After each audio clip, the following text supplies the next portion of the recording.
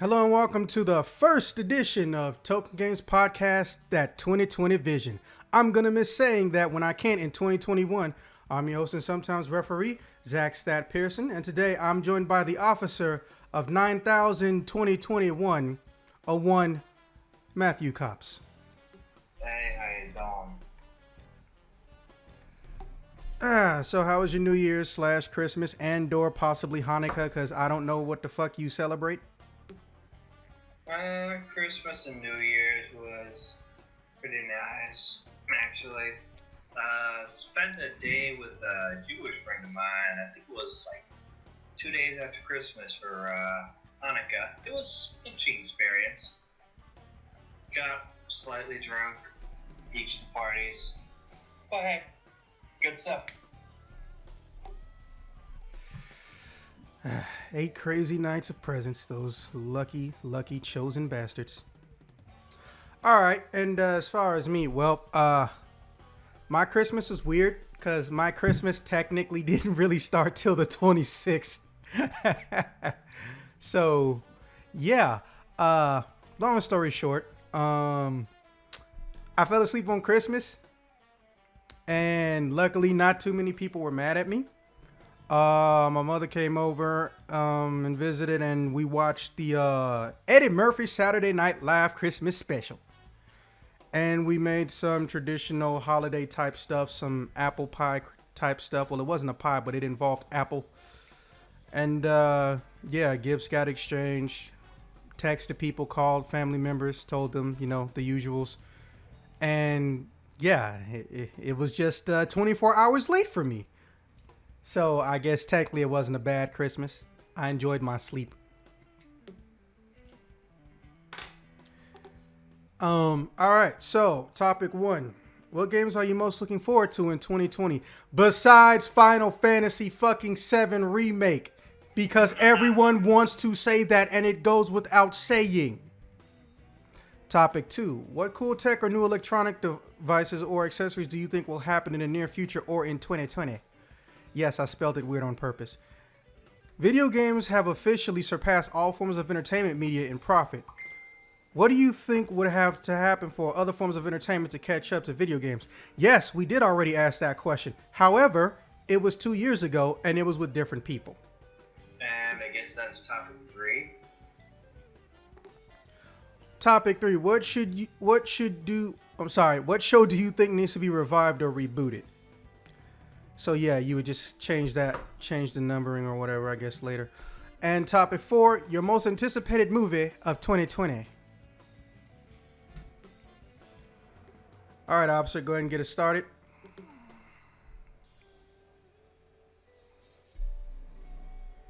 Alrighty, topic 1. Well, it was rather recently announced, but looking forward to Resident Evil 3. Let's see. He means remake for the record. He means remake. Let's see here. Persona 5 Royal. I know it's a remake, or kind of like a remake with some new content, but still a new game. And I'm both looking forward to and dreading Doom Eternal, because this is Bethesda we're talking about, and all I have to do is look back at Fallout 76 and see what a shit show that was, or honestly look back to any of their games on release. So, hopefully it's good, but well, it's Bethesda. And other than that, the only other one I can go off the top of my head is Cyberpunk 2077 in 2020. I'm pretty sure they did that intentionally to make a Cyberpunk 2020 reference. And can't really think of any other games off the top of my head. Can I just say how both sad and hilarious it would be if Cyberpunk 2020 got delayed out of 2020. Turning 2077 out of 2020, that'd be kind of funny, yeah. Okay, topic 2.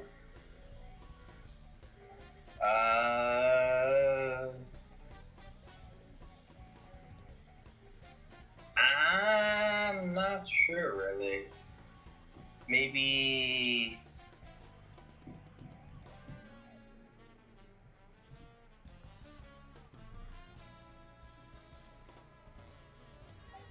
Yeah, honestly, I'm not sure on this one. Okay. I'm just kind of drawing a blank right now, sorry. It's all good. Honest answers are appreciated. So I will keep thinking on that and move on to the next one. I think for other forms of entertainment to approach video games level, so to speak, part of the fun, be more interactive. What gives video games such an edge over other forms of entertainment is how interactive it is, how much control you have over the outcome of stuff.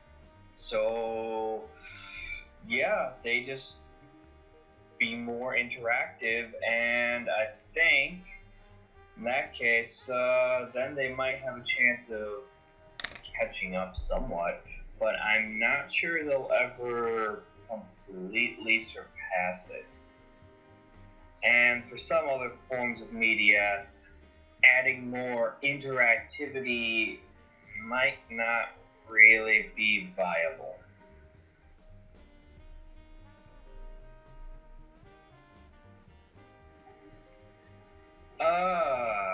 Something needs to be revived or rebooted.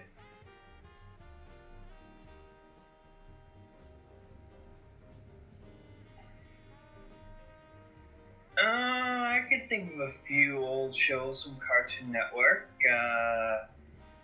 Dexter's Lab, Codename Kids Next Door.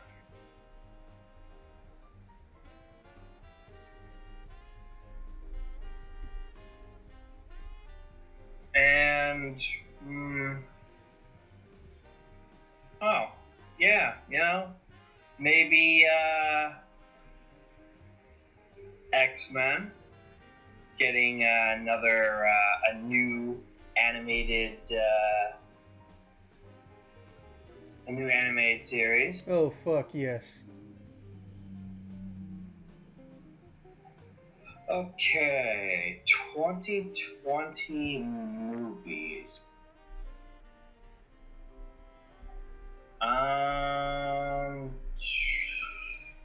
Netflix specials do also count, just so you know.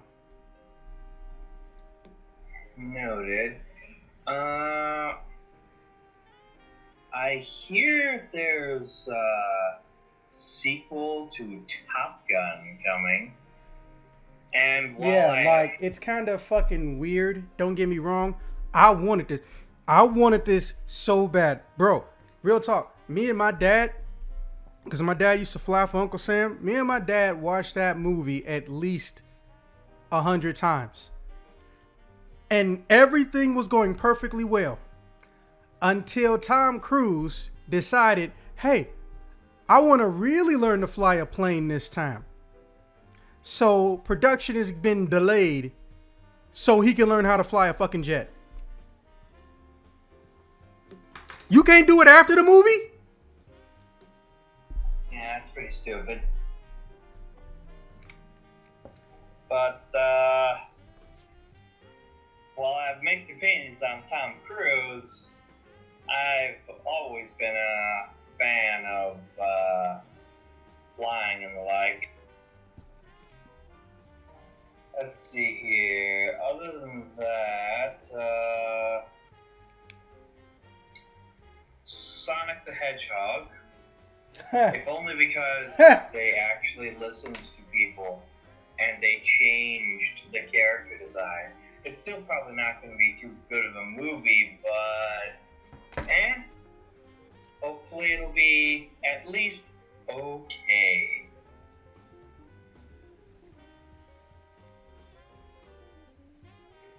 Uh, what else was coming this year? Well, aside from the Marvel movies, which I will also inevitably see because I've kept up on those, for the most part, up to current.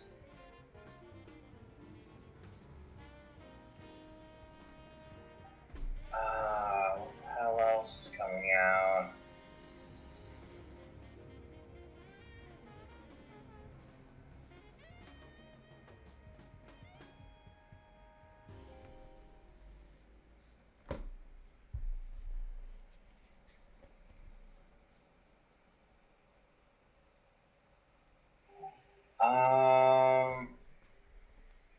I vaguely remember mention of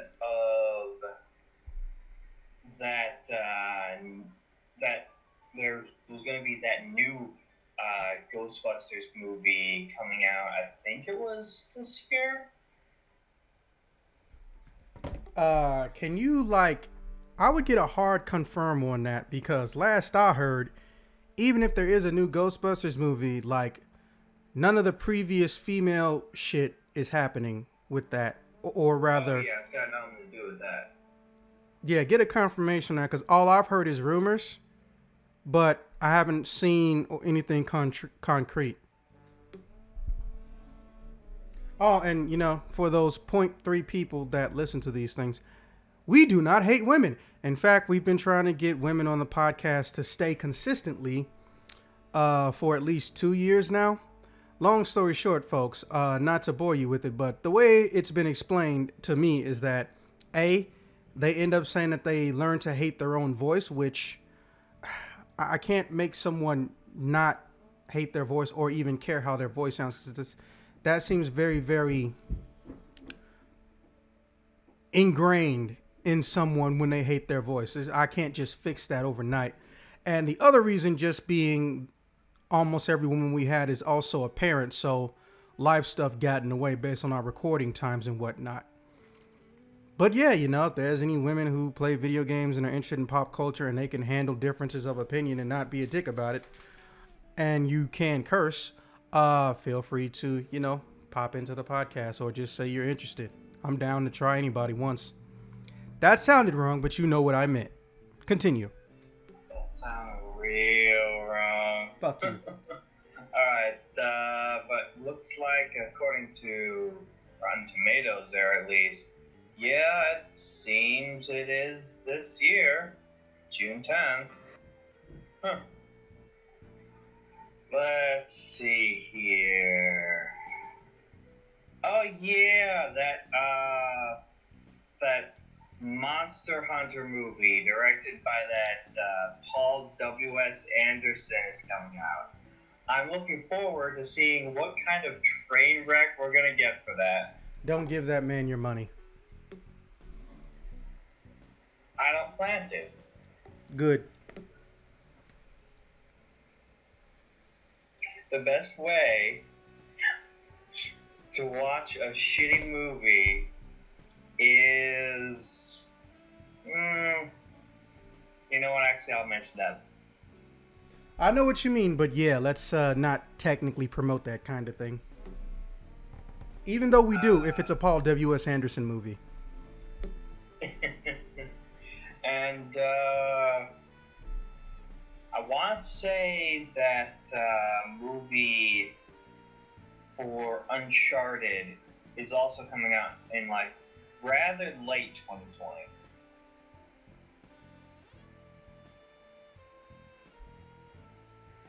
And I mean, it's got Tom Holland in it, and I'm kind of curious to see him in more action roles and see how he does when he's not the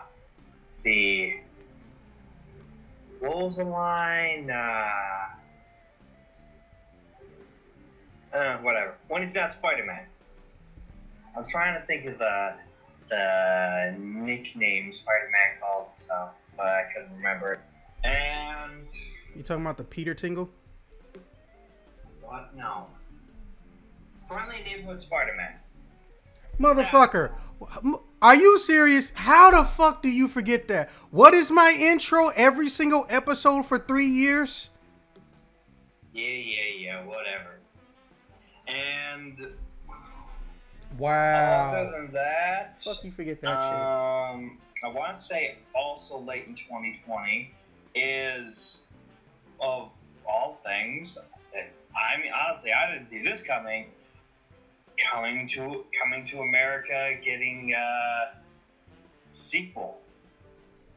Oh, yeah, that actually got announced almost 2 years ago, but they were doing casting calls. However, I am very, very curious what in the actual fuck is even going to be the premise of this. Also, I really want Chadwick Boseman to be in there. He doesn't have to be the Prince of Wakanda, but I just want to hear that accent more. We all love that accent.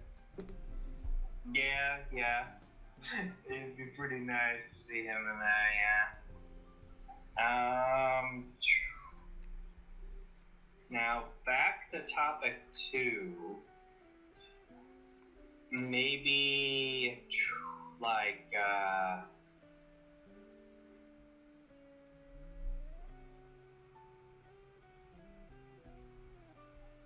perhaps a portable VR headset? Or do we already have those? Forget my ignorance. Technically Samsung cell phones. Huh. Sorry, I don't know why I keep drawing a blank on that one. I guess I'm having a weird day today. Oh well. And I guess that's it for me for all the topic. Okay, well, Corey is still technically held up by whatever the fuck he's held up by, so I'm gonna just go next and he can go last, which will literally be the first time he's going last. So, new year, new first. All right. Well, we already know Final Fantasy motherfucking 7, that remake though. Yep. So, not even gonna waste time with it. Also, but that aside, oh brothers and sisters of Midgard, heed my warning. The demo that leaked is more than the demo. Let's just use some common sense. There is no demo of any video game that's less than an hour long that's over 70 gigabytes when you download it. Jesus Christ. That is a pre-install file connected to the demo. That pre-install file is for the people who pre-order. So that way the game can be ready upon time of release. It's a very common tactic with things like Call of Duty and whatnot because they stop caring about any form of compression at the fuck all. But because of that, instead of just learning what future screenshots are going to look like when Cloud cross-dresses, Red 13's final render, the entire game script is in there. So, be careful, my brothers and sisters, of what you look up when you look for the leak. Stick with images because the images will not hurt you. Now, that aside, you already said Resident Evil 3 Remake. I'm going to piggyback on that shit. However, besides that, and of course, the latecomer has now arrived. Hail House Freeman. So, yeah, besides Resident Evil 3 Remake, I've been hearing rumblings of sequels to some Way Forward games. Now, for those of you who don't know, Way Forward likes to mess around with sprite and light animation work on stuff like the Half Genie Hero, and of course they have the rights currently to the River City franchise, which is the most classic of classic beat 'em ups. And I don't know what game that's going to be, but I want it. Also, I don't know if this counts, but some of my old games are getting new seasons, even though they came out in 2018, so take this how you will. Super Smash Bros. Is having a second season of DLC characters, which unfortunately is now going to revive the when does Sora from Kingdom Hearts show up debate. However, However, based on snitches or snitches that were accurate in the past, it's most likely going to be someone from Xenoblade Chronicles series. A lot of people are thinking Cosmos. And again, also still Dante of Devil May Cry fame, whose entire catalog is slowly creeping up onto the Nintendo Switch. I don't know if anyone noticed that. But we have every single Resident Evil 7 numbered title on the Switch. And we also have 2 side stories, Revelation 1 and 2. Or I think just Revelations 2, not sure. Feel free to look that up. And we have Devil May Cry 1, Devil May Cry 2, and 3 in February. But for some reason, we're not getting the damn HD collection. Because, you know, that's a bad idea. Save yourself the time. You know people don't like to spend money on Devil May Cry 2, Capcom. Devil May Cry 1, even though it's fun and people like its formatting, a lot of the people who started with something like 3, 4, or 5 don't actually have a vested interest in Devil May Cry 1 inherently.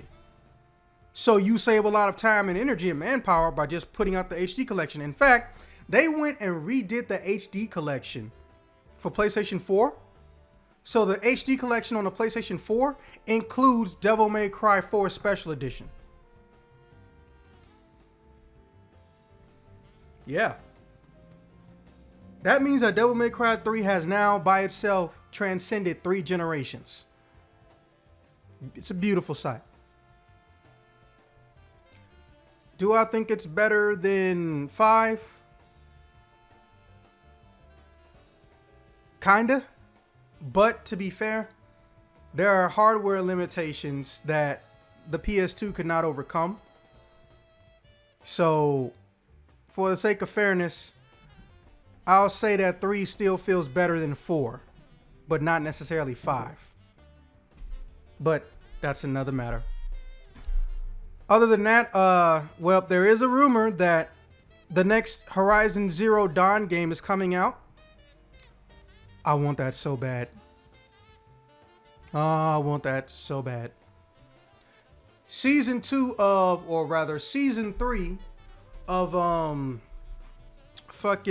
Dragon Ball Fighter Z's characters is starting up. We don't know when the first character is going to be announced or anything like that. Also, even though it's been confirmed Street Fighter 6 is in production, there's a rumor going on that the combat system has been changed.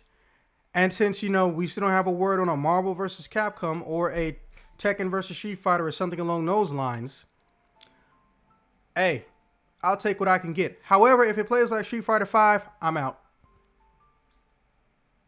Y'all know how I feel about them slow fighters.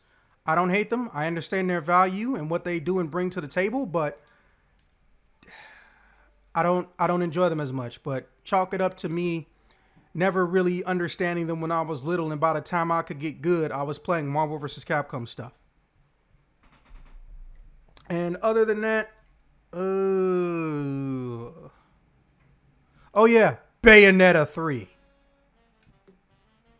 Wait, that's coming out this year? Well, 1, yes. 2, the rumor is October or November. Remember, Bayonetta 3 has been in production almost 8 months before they announced it. And that was 2.5 years ago. So the game is about done. I'd be more surprised if we didn't get a trailer this year. Point. That triple pack isn't out in America. That's why I mentioned it. Also, possibly, and I stress the term possibly, this is an independent title, so you guys might not have come across it. I'm looking at Lost Souls or Souls Lost. I'm not sure the correct term. No, it's not a Souls of type game. It's an independent game with a 2D animation style. It's an RPG where you play as 2 twins who are trying to stop a gobbling horde from breaking into the real world or traditional Earth, and no one wants to believe them or listen to them. And your clothing, or rather your actual armor and equipment, affects their ability to fight, which is pretty cool. So if you got a really, really mobile, agile, like leather outfit on, and you got metal armor on your torso, your character will control differently. And it's not in a medieval setting too. It's like a modern day 21st century style situation going on. In fact, in the trailer, one of the siblings owns a moped. I'm legit looking forward to that. I really am. And technically, I can't say Phantasy Star Online because Phantasy Star Online is technically a 6-year-old game, and quickly approaching on 7. But I am happy to have my American homies get in on this shit because, to my knowledge, even though they say it's Xbox exclusive, they already confirmed it's a time release. Plus, it's on the PS4 and Switch and Vita. Duh. But I think that the PC version is going to link up to the Xbox version. So, hey, you'll see me there. Now, as far as topic 2, I mean, the PlayStation 5 and the new version of the PS4 Pro. I'm going to say that right off the bat. But the one technology, or rather 2 technologies I'm looking forward to the most. The new version of the Switch controller, because the current one fucking sucks if you're not 10 years old and have normal hands. God. Like, Corey, back me up. I know you know them fucking Switch controllers hurt. I don't mind it, but I haven't played the Switch a lot recently. So. You fucking traitor. Anyways. I'm looking forward to that.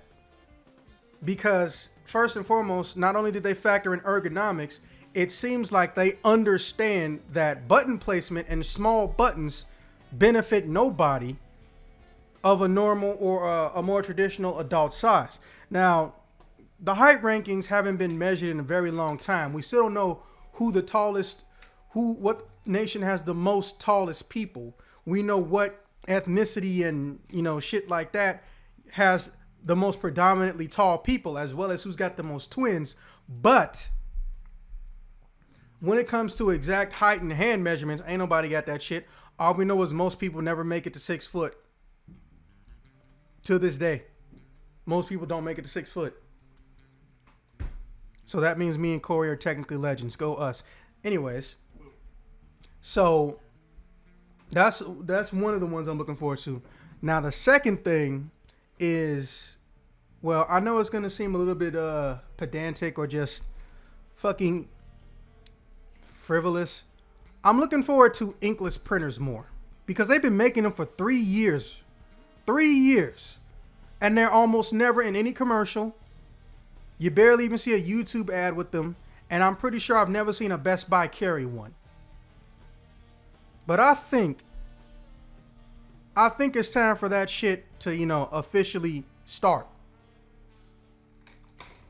Storage media, I don't care too much about. Samsung is getting ready to lead the future because they got external hard drives that are as long as my middle finger, if not smaller, that can carry over 2 terabytes, and they're not fragile, and they weigh less than a pound.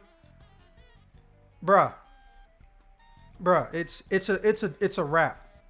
It's gonna be the rinse and repeat that we saw, you and me saw back in the late 90s, early 2000s. Floppies was just gone. It was like they never even happened. If your computer came with a floppy drive, that means you bought it a long time ago. And CDs came into town. It's just like that. These new types of SSDs, man, a fucking 10 terabyte, a 15 terabyte and shit, and it's less than a pound. Yeah, it's expensive right now, but it's gonna shrink down like they always do. Bro, they getting ready to take over. I literally think hard drives with physical motion in them, external hard drives and internal, they done. I think they done. Like 2021, I don't think we even gonna be seeing people trying to make them bitches. Even old SSDs can hold a lot of storage, but the fact is that they can write and load and shit faster. It's a done deal.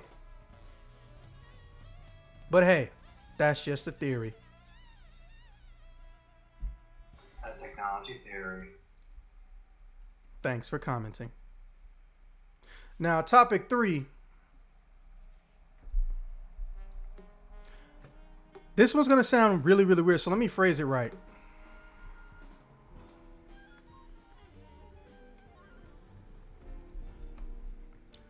I want Reboot to have a reboot of its reboot.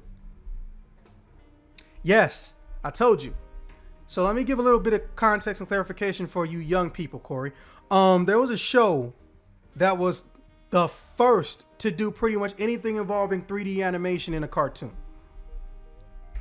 And it was Reboot. Good.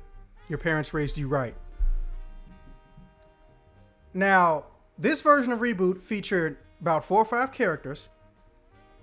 And their job was to basically keep the computer's mainframe, which was known as mainframe on the inside of the computer world, kind of like Tron, up and running to standard, fending off viruses, and also being the AI and playing against the human who runs the computer inside of the mainframe when they load in a video game, or in this case, a PC game.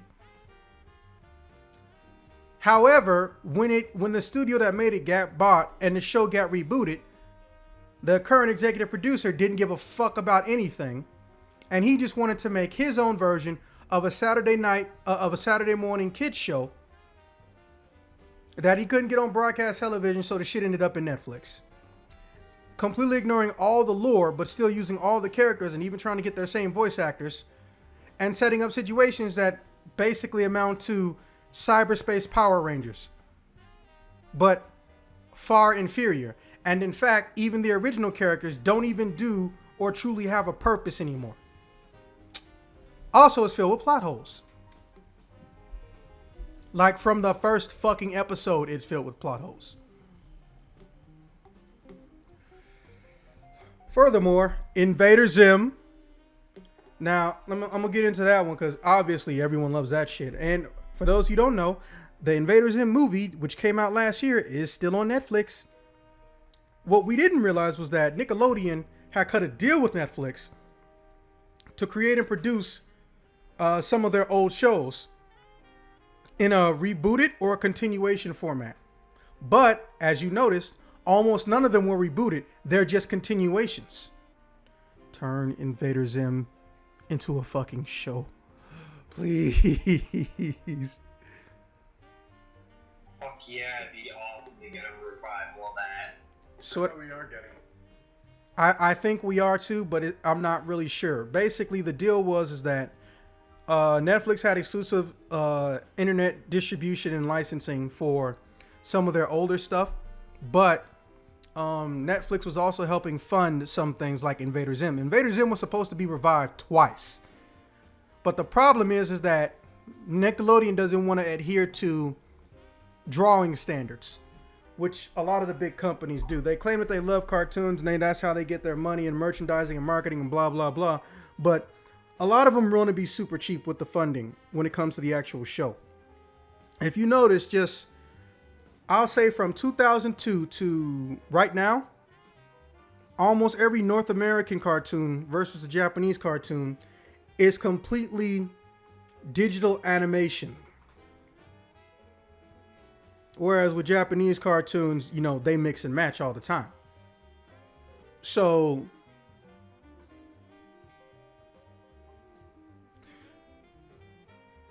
some people, and by some, I mean really, it's just the creator. I can't think of his name, but I'm pretty sure y'all can find it. The creator of Invader Zim sat up there and said, hey, look, I don't mind continuing the show, but this show's expensive to color. So you need to increase our budget. They said, oh, well, can you dumb it down or nerf it down in some way, shape, or form, or switch over to the current system that's very popular, which is, having the computer draw everything. And he said no. And that's actually what happened. They thought he would buckle. He didn't buckle. He didn't care if they buckled. He just wasn't going to compromise. And it wasn't like a dickish situation. He just said, I'm sorry, but I'm not comfortable with, downgrading in this way, shape, or form. And they didn't pay for it, and he just went a separate way. And when they approached him again, he told them the same thing. Then they approached him again, told them the same thing. And then this last time, Netflix got involved. So I'm just thinking, what if Netflix just pays for the whole fucking show? Think about it. BoJack Horseman's final season is happening in I think 3 weeks. Something like that. They're not continuing. It's done. Right? So why can't they just pick up Invader Zim? They already picked up Rocko's Modern Life in a movie, and I think that they said it's also going to be a new season. Let Invader Zim get some of that shit too, bruh. I mean, how long until they can they can like get some type of side story animated Avatar show.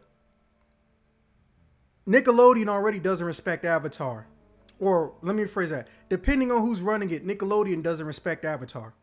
Now, I know a lot of people feel how they feel about how the first series in it, The Last Airbender, but when you get to Korra is when they really got fucked. First and foremost, they said that the new season of Korra only happened because of Nickelodeon being chronically harassed about more Avatar, right? So they made that whole first season, and then when they got like 2 episodes left, they found out they were going to be serialized. So the whole first season was meant to not even have a second part. Then when they get to season 3, they found out halfway through it, their budget was being slashed without explanation by half. Even though the show didn't underperform. And it never recovered in the final season. Which I believe led to a shorter episode count or something. And now, Netflix is throwing all their money and weight on the live action show.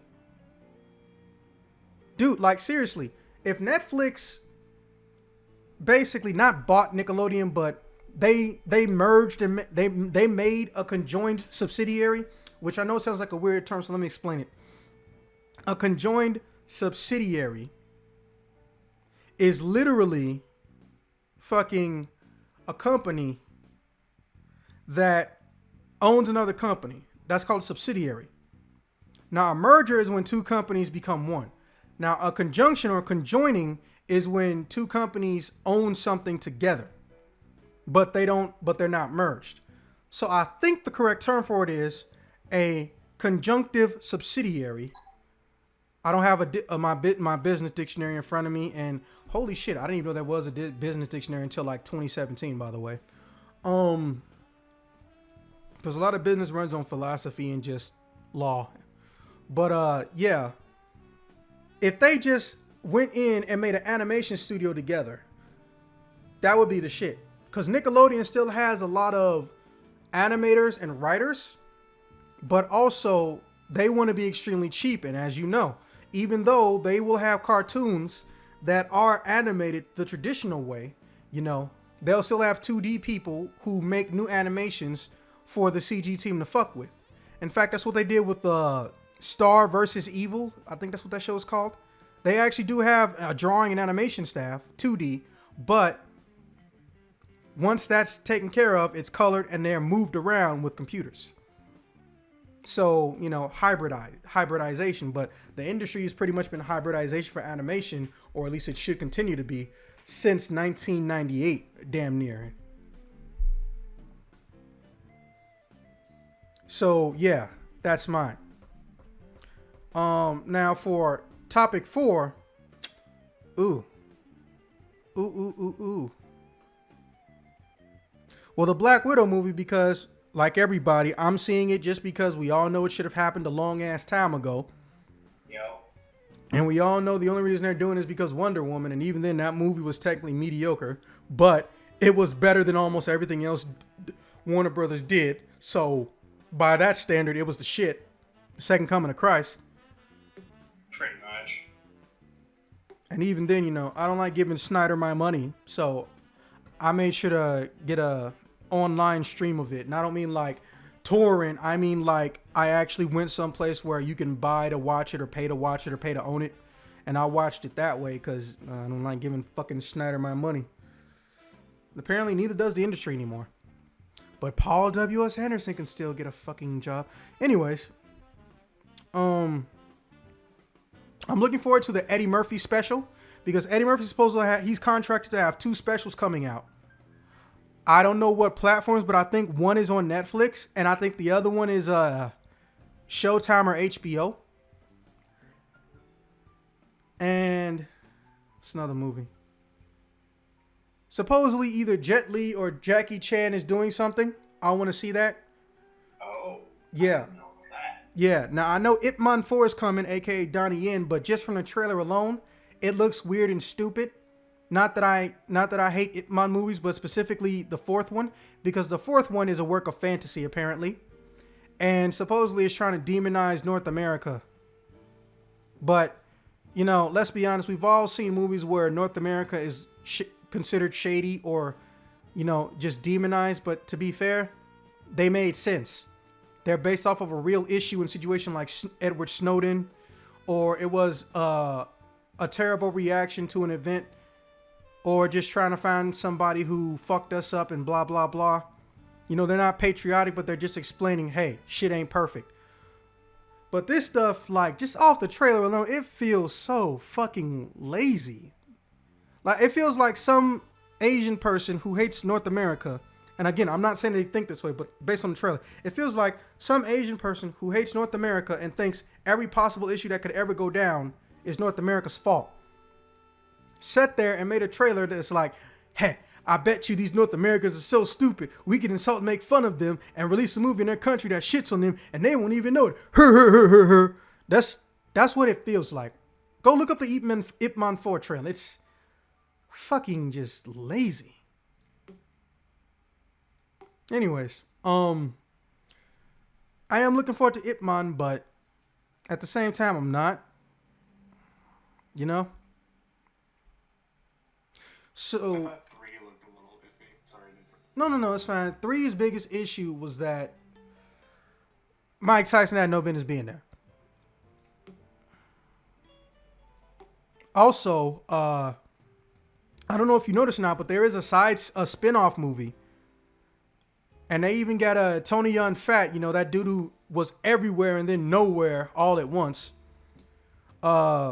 About the dude who Ip Man fought against, who was also a Wing Chun practitioner. Now, I don't know if it's based on a true story or not, but it's a good movie. And the fight settings are more unique, and so is the bad guy. And the bad guy's Dave Bautista.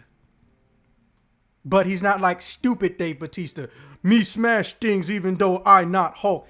It's like he owns a restaurant and a business, but he's selling drugs and shit. Like, yeah, go watch that movie. I wish I knew the name of it. But if you put in Ip Man in Netflix, it should show up. You'll know it when you see it because it won't have a number by it.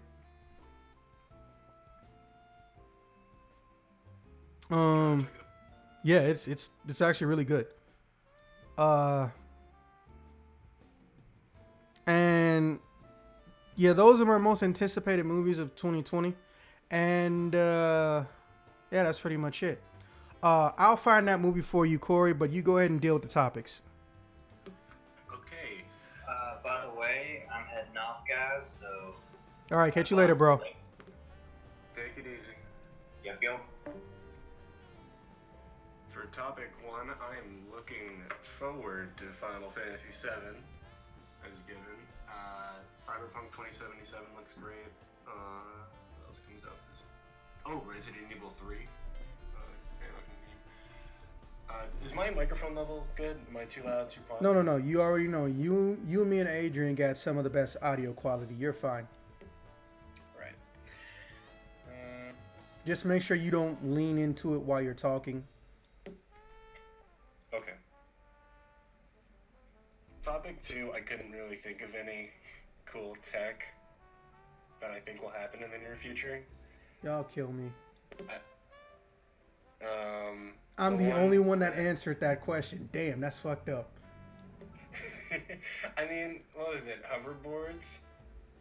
Okay, I give you that. You pull it out your ass, but it still counts. Everyone fucking loves hoverboards. Sorry to interrupt.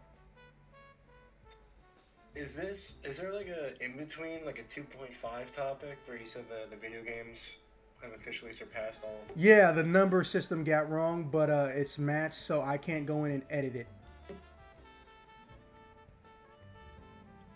But yeah, go ahead and answer it.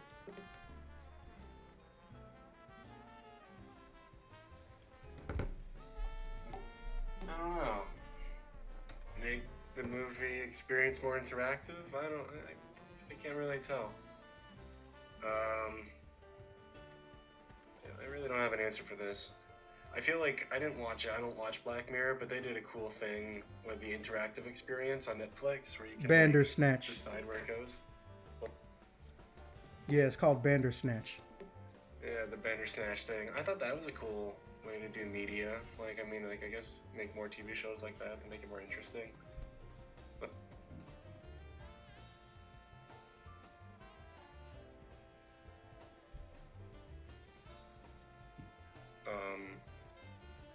yeah, more things like a Bandersnatch. That'd be cool for like TV. Like people can give like different experiences they had, kind of like how people tell different experiences they had in like Skyrim back in the day. That would be really cool, I guess. For topic 3, I think 2 shows came to mind: Symbiotic Titan and Megas XLR. God damn, your parents raised you good.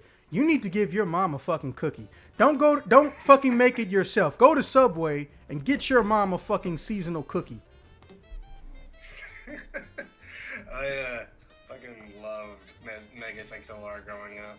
What was it? Me and my friends were at a bar last night, and we were talking about like old TV shows, and I brought it up. And I remember the one episode where they're like, they get the robot, and they're like, oh, you know what we could do with this? Rob Fort Knox. And then the other guy's thinking about, like, I think he's thinking about going to, like, a 7-Eleven or something with the robot. Did you notice how much they hated MTV? I haven't watched it in over, like, 10 years because it's not, like, serialized. You can't watch it on, like, any platform except for maybe, like, a dumbed-down version on YouTube. I can't find it. So, more at Megas XLR. Symbiotic Titan was great, so I guess more of that as well. Topic 4, No Time to Die. I love James Bond movies. Black Widow looks good. Wonder Woman doesn't look bad. Soul looks... I'm excited for Soul, the new Pixar movie. And Onward looks alright. So, those are my answers. Interesting. See, you're making me want to look up if this shit is online now. The Magus or the Hitman spinoff? I put the spinoff in the chat. It's already there. Cool, thanks.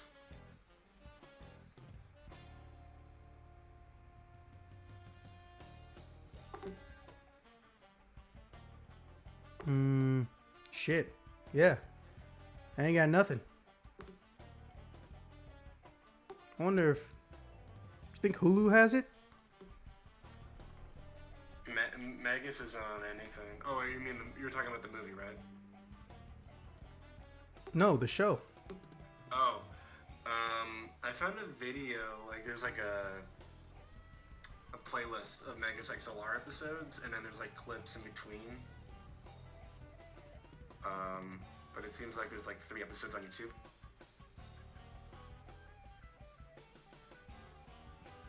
Holy shit, Howard the Duck's getting a show.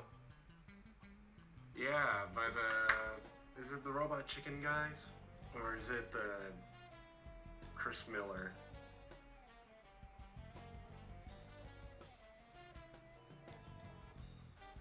Pretty sure it's a Hulu thing. I'm just sad now. Like, that was one of those, that's a name I haven't heard in a long time situations. And all the good memories, just like, the double douche. And then here's the crazy part. That dude was a good voice actor, but I don't think I've heard him in anything since then. The blonde-haired guy? Yeah, the main character. He did a show on Disney. He did like more live action stuff, I think, after. Damn, I love that show. And that was like one of the only times you hear Wendy Lee in a North American cartoon. Like, I mean, she's not exclusively Japanese, but fuck. That's pretty much 90% of her workload. Yeah, David D. Lee. Oh shit, you actually know that motherfucker's name. Cool. Alright, well, yeah, that movie right now I just gave you is actually on a Master Z, is on Netflix already. I watched it like 2 months ago. It's good. And they actually, well, because you know it's hard to do, but they actually balance the pacing of actual story with the acting. But here's the really cool part that a lot of people didn't notice because, you know, all the names of everyone is in Chinese and or Japanese. Bro, Fucking damn it. Crouching Tiger, Hidden Dragon. Fuck is her name? The main female character. The one who was Lee Moo Ba's love interest in the movie. I actually haven't seen Crouching Tiger. I swear to God. I swear to God, you better be lying. You know, I bring up all these good things, and then I bring up one bad thing. Yes, and then you fuck it up. You keep doing that. Was that your New Year's resolution? Bring up a couple good things, and then one bad thing to ruin it. Oh, yeah, man. I fucking love the Boondocks. Yeah, that was the shit. Hey, I've never heard of Chrono Trigger. What's that? The fuck? Ain't that some shit? Well, since I missed it because of numbering and whatnot, let me go back and answer the final question. Video games has officially surpassed all other forms of entertainment, media, and profit. Do you think the others can play catch up or get to its level? Yes, no, and I know people hate when I do that because that usually means I'm going to give a long-winded answer that doesn't really fit the norm. But hey, look, this one's going to be small. Okay, so the way profit is calculated for every single form of entertainment isn't always necessarily based on ticket sales. Some companies, not even knowing that, you know, they should or should not do it because it's not really exclaimed at all, what they do is they count profit generated directly and indirectly. So Bruno Mars has a concert. He made the company money. But the company also sold t-shirts, Blu-rays, and DVDs of the concert while they were there. And, you know, some ticket prices were dramatically inflated. Yada, yada, yada, blah, blah, blah, blah. So that's how some of them counted. Now, in the case of video games or, you know, interactive digital media, here's the thing. The games themselves don't even make up the majority of the profit depending on what game it is. You and I both know that, especially when it's an MMO. DLC has to count as well. So I feel like this list is actually not even counting hard sales by themselves for video games. I'm pretty sure they're also adding DLC and monthly subscriptions to MMOs and online only games, you know? Also, how much of that revenue is the companies that are hosting the files on this game's revenue counted as well? Because if that's the case, that means you're counting revenue 2 times per system. Physical release, digital release, that's one right there. And then the second pair, digital release, as in how much did the company take via tax from that shit being bought on their platform like PlayStation Network or the PlayStation Store, and then also DLC from the PlayStation Store. Remember, both Sony, for example, and the company that made it get a cut of that. How are they calculating it? That's the main issue. I think if they was calculated different, things would look a lot more leveled out, so to speak. That being said, I think what would need to happen is, first and foremost, the music industry needs to remember that it's an industry of art, not an industry of paper chasing. Because that's how we get more suicidal Korean boy bands and East Asian boy bands in general. They show up in places where they make no sense and they have nothing to say or do, and most of them, if not any of them, can't even speak fucking English. Who was it? They said they had when I heard about it, I immediately knew I wasn't watching it. What was it? I think it was some boy band called BTS or something like that. That was there hosting New Year's Eve in New York. Why? Because somebody paid for that, but also no one gives a fuck about them on New Year's. I was catching the ball drop and I saw them and I was like, why are they at the ball drop? Did you notice none of them spoke English? The only thing I watched on the like the New Year's Eve show, I just watch the ball drop. Yeah, because that's when you know it's time to get loud and drink and say loud shit. That's the only reason people drop. Stop and think about it for a second. That ball dropping is some of the most boring shit ever. But why do we like it? Because it's a party signifier. It's a hype man in the shape of a ball. Think about it. That ball does nothing all year, and then for 5 seconds, it does one thing. It's just because that's how we know this is when we need to start getting loud and drinking. You'll notice it the older you get. Most people won't even be watching that shit. They'll be talking to people they know, or they'll be already eating and drinking New Year's Eve food. But the minute that ball hit, everybody fucking turn up to 11. Shit, my family was like that. We literally would hold on to all of the loud noise-making machines, the kazoos and other weird things that don't exist anymore, that little cranking box that made a noise. No one even knows what the fuck that thing is supposed to be called. Mini fireworks or real fireworks. And the minute that shit hit 11:59, turned down for what?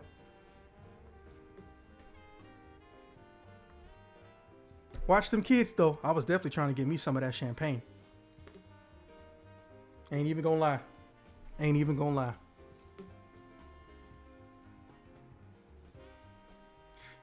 But I digress. First off, I feel like for the movie industry, the best thing they can do is make their stuff more accessible financially, not by platform. When a new movie comes out, you're not really just paying a ticket price. If you eat beforehand, that's okay. But if you want any basic concession, almost all of them are $5 starting, at least where I'm at, and I'm in a big city. Also, there's time of day you're going, because these movie theaters, which I've always found weird, they don't have stable set ticket prices. They change based on time of day and day. Oh, time of day and date. Sorry. So if you go see a movie before 4 in the afternoon, it's like $4 or $5 cheaper. You go see it later, it's $5, $6 more. You go see a movie on a Tuesday, for some reason they're all cheaper. Specifically Tuesday. Why is Tuesday special? I've never got an explanation. And I know people that work in movie theaters, they don't even know. You go see it on the weekend, God fucking help you. But now they have it where, you can pay-per-view it too, so you can watch it from your home. You still gonna pay a ticket price, but it goes directly to the movie makers, and it's not going to anything in the movie theater. First off, I mean, yes, the movie theater is its own experience, but that's bad for business. You're literally just telling these people, hey, we're going to help your business by letting you have this movie, but we're also going to hurt it by making them able to acquire it somewhere else too. What the fuck, bro? What the fuck? Mind you, it's not all the movies that come out. The fact that people even do this in Hollywood is kind of weird. That would be like me saying, I'm going to donate you a kidney and your insurance covers it, but then in exchange, I get to burn down your house. The fuck?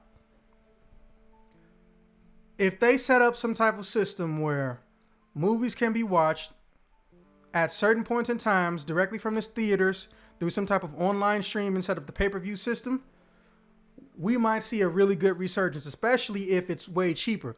Imagine watching a 4K movie as it appears in the theaters on the same times and dates as the theaters on your phone, and it's like $3 or $4. You think somebody won't pay for that? Of course somebody won't fucking pay for that. Or if you got a smart TV. Now with the music industry, look, it hampers on what I said earlier. Start remembering that you're an industry of art, bitch. You're not going to pay an actual musician to respect boy bands 90% of the time. Half of them will say, well, I didn't know they were like that. And the other half will set out because they think they're going to get some easy money. We all know how that shit go. But at the end of the day, if you want people to respect what you do, especially much like the video game industry is learning, the independent market can have just as good a quality, if not better than you, or take your same bullshit and make it sound more authentic. Go look up Postmodern Jukebox, people, on YouTube. Postmodern Jukebox. and they can go on tour legally, and there's nothing you could do about it as long as they pay a certain set fee, I would go out of my way to bend backwards and kiss my customer's ass and try to give them good music. I feel how I feel about Billie Eilish as a person, but Billie Eilish combined with her brother's composition skills and her writing ability, and also some of her composition skills in general too, you combine those two together, they may actually take over the world in some way, shape, or form. And that bothers me, but it's entirely possible because they're that rare breed of teenager who grew up on artificial synthetic bullshit, but here they are writing some of the most authentic and dangerous shit you can find. And she ain't even old enough to drink. She just turned into an adult last year.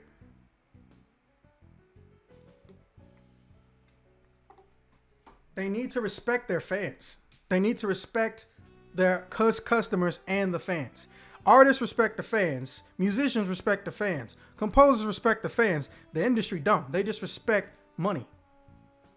And first off, last time I checked, all them boy bands should have a built-in lifespan. They're not even riding a bubble. They're just a fad until they're not a fad, and then they just throw them away. And it's worse over in the East Asian countries because a lot of those contracts, which they specifically tell them to hide and not to show, there's human rights violations in them. Human rights violations over petty bullshit music that they're not allowed to write or make. That's why Camila Cabello got kicked out of her own band, which she didn't even know the name of, and she wasn't even fucking really in. They kicked her out because she was learning to write her own music, didn't want to separate from the band, just said, hey, can we sing this as a crew? And they kicked her out for it.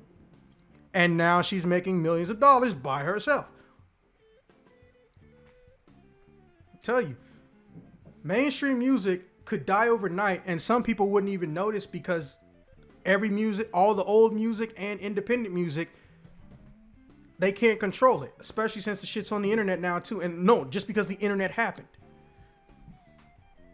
So yeah, sorry to answer that late. Okay, with that being said, how was your fucking Christmas and New Year's, Corey? Or are you the Hanukkah type? Christmas. It was good. Had the family over. New Year's, had some friends over. We hung out. We watched the prequel Star Wars movies, just a little bit of them, just to remember how bad they were. And then... It's not even the first time I've heard somebody say it that they did that.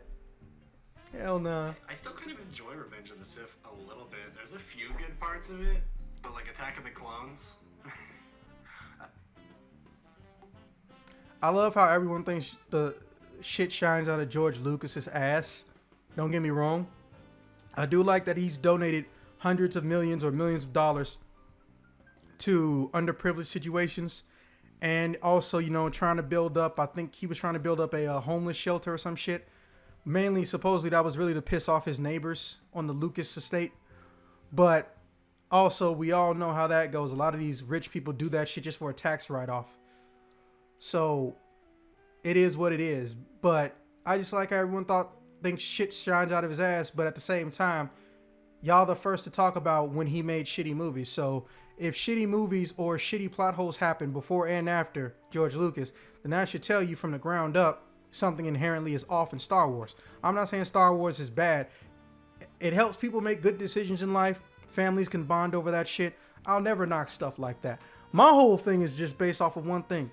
If y'all knew it was never perfect from the beginning, and y'all knew that George Lucas handpicked who would take over, and then he got backstabbed and admitted it, why y'all still giving the motherfuckers your money? Y'all knew when Solo came out it was going to be some shit. So Solo was the first Star Wars movie to not make profit. And then this new one, everyone's talking about plot holes. Did he remove the movie in between from canon because of stuff that got said in it? Blah, blah, blah, blah, blah, blah, blah.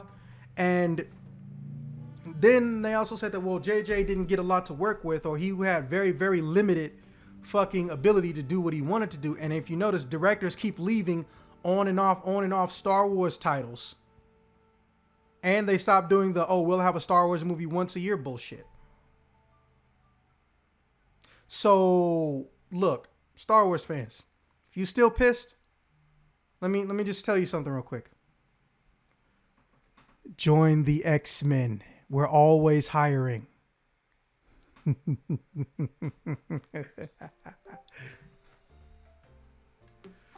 Look, Disney wants to buy Spider-Man. Sony don't want to sell for less than $10 billion is the rumor. But guess what? X-Men. They make money before everything that you put in a movie made money. X-Men are the original top dog of Marvel for over 40 years. Over 40 years. It was Spider-Man and anything that's got some Wolverine adamantium shrapnel in it. The end. Avengers was just easy because they already had 3 or 4 of the characters already there that could sell movies by themselves, theoretically, of course. Thor was iffy. Iron Man was a guarantee. Captain America already happened. Also, America syndrome, as you know, is still a thing. So that was a no-brainer. In fact, with the exception of the Hulk, if you cut out every other hero that was in that movie, it probably still would have sold the same amount. But X-Men, though, they have a coalition of the willing. This is one of the most watched cartoon shows of 2 decades. 2 decades. That shit just got the Blu-ray, I think, like 3 years ago. The DVDs didn't even come out until 2013, I think, too. Actually, I don't even know if they have X-Men fucking Blu-rays yet. Nobody even knows what the situation is with X-Men Evolution. Every time X-Men does well, Fox and Disney do something to fuck with it, either directly or indirectly. Wolverine and the X-Men, Nickelodeon didn't want it to get canceled. But due to some bullshit with Fox and Disney, it stopped. X-Men Evolution, that was weird. Not really sure how that happened. It was basically telling almost the same damn story. However, it also kind of sort of was taking the original cast and putting them in a teenage perspective minus Wolverine. Which was a very, very rare situation. Because, you know, outside of Spider-Man and his amazing friends, teenage first generation X-Men were almost never in an animated format. And I don't even want to talk about the Snyder movies. I really don't. They make less sense over time and the more they number. So that aside, now everything has gotten out of the way. All they need to do, phase 5, or I think, no, we're in the start of phase 4, or are we in the start of phase 5? No, we're in the start of phase 4. All they need to do is say for phase 4, go ahead and make Namor the Submariner the first mutant. And then go and get, you know, the 2nd, 3rd, 4th, 5th, umpteenth, billionth mutant. And everybody wins. Because the X-Men build up everyone around them. Everyone loves when X-Men and when Spider-Man and Wolverine hang out. Everyone loves Storm and Black Panther. Thank God it's not Halle Berry. Holy shit. Blade is a bonus. Personally, I still kind of wanted Wesley Snipes, but Blade is a bonus. So, real talk, just give me fucking X-Men, man. Everyone wants Avengers versus X-Men, but guess what? I don't care. I came for the X. Fuck the A. Yes, I know how that sounds. I did it on purpose. Anyways, you get anything cool? I got Jedi Fallen Order. Saw that coming. And Death Stranding. Did you actually like Death Stranding? interesting. I'm enjoying the game so far. I'm about like 5 hours in. It's been enjoyable. It's weird. And I bet you won't replay it once you beat it. Probably not. He had so much potential, and all he had to do was change 2 little things, but he fucking can't. That's why I keep telling people there's no such thing as an auteur in the gaming industry. It's for one very specific reason. Because if you look at the concept of auteur by itself, it would be a paradox. But also the fact that a lot of these mugs don't know how to handle direct criticism and critiques. Because that's how they work. A criticism and a critique is not meant to necessarily hurt your fucking feelings. It's just meant to show where something could have been improved on.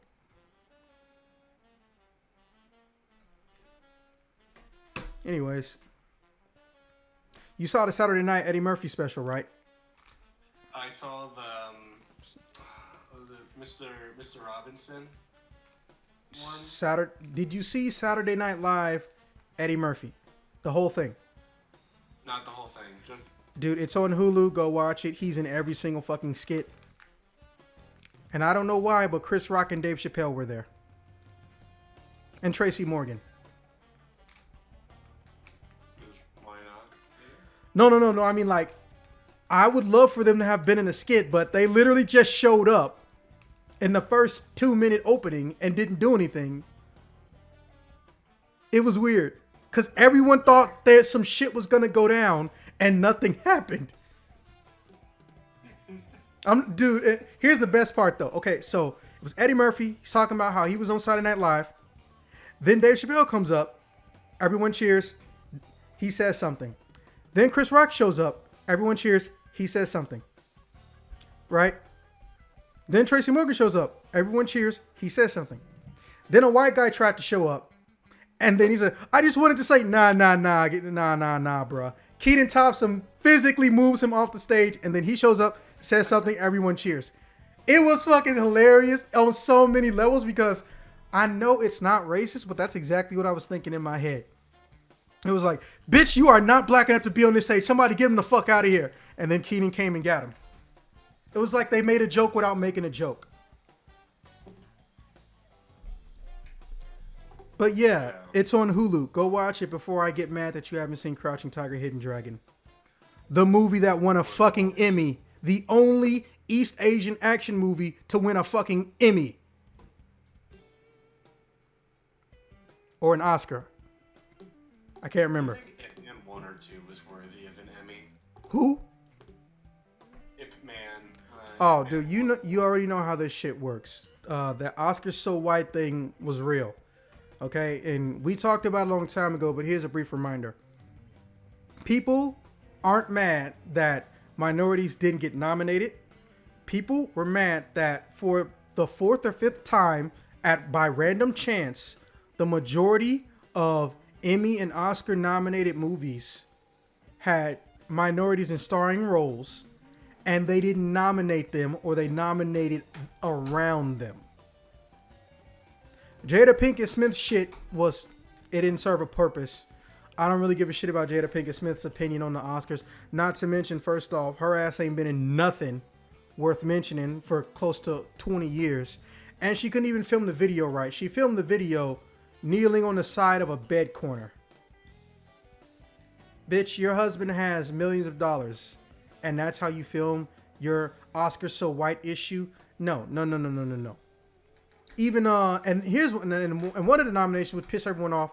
One of the most watched movies of that year, it was a Compton Story. It was the one about Dr. Dre and the NWA. Yeah, they didn't nominate any of the actors. They nominated the screenwriters off camera, and they won off camera. The screenwriters was a white couple. Like, that was the issue. So that alone was always going to mean that any East Asian movie was going to have an issue, with the exception of Best Action Movie.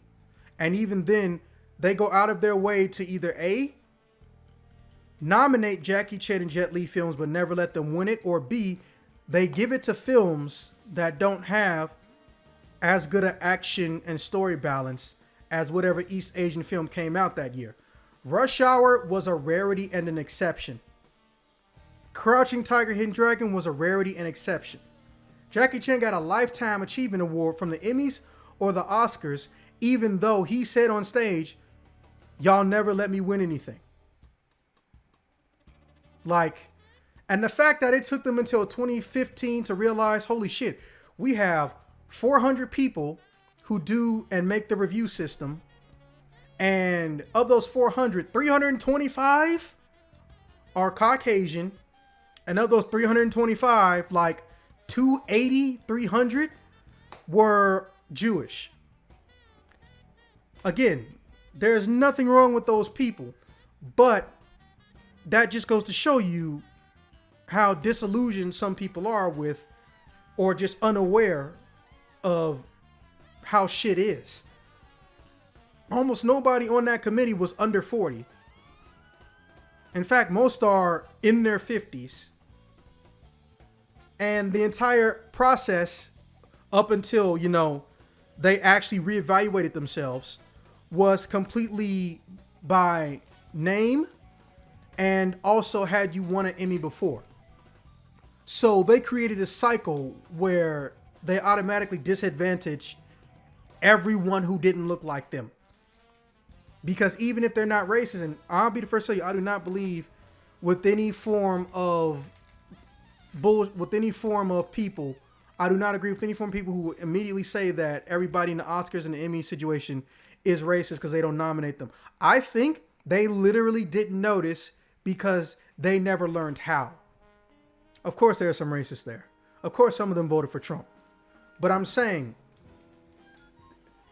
people can't see color if they didn't learn how, if that makes any sense. I get it. That being said, Will Smith still wasn't going to get shit. So, hey, look, Jada can be as mad as she fucking want to. Fuck the bullshit. He didn't earn it. His accent was shit because they wanted him to be nominated for playing a dude who was trying to expose that the NFL was hiding the concept of a concussion. But he never even talked to or consulted a Nigerian. He just made up some bullshit accent on the spot. Nigerian comedians even made fun of his Nigerian accent. If you're going to portray a people that you don't even look like and you don't even sound like, I'm sorry, but no, actually, I'm not sorry. You didn't want to do the research. Why should you get an award for doing a half-ass job? Fuck that. Good movie though.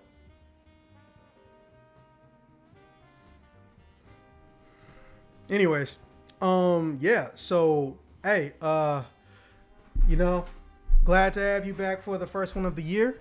And do not forget what I said, you know, money's coming in soon, so we're gonna get started, like I said, on that having things be ported over to SoundCloud situation. So yeah, I think the current price is whatever $144 is divided by 3 people. Maybe 4, but I consider it 3 for the time being. So that comes out to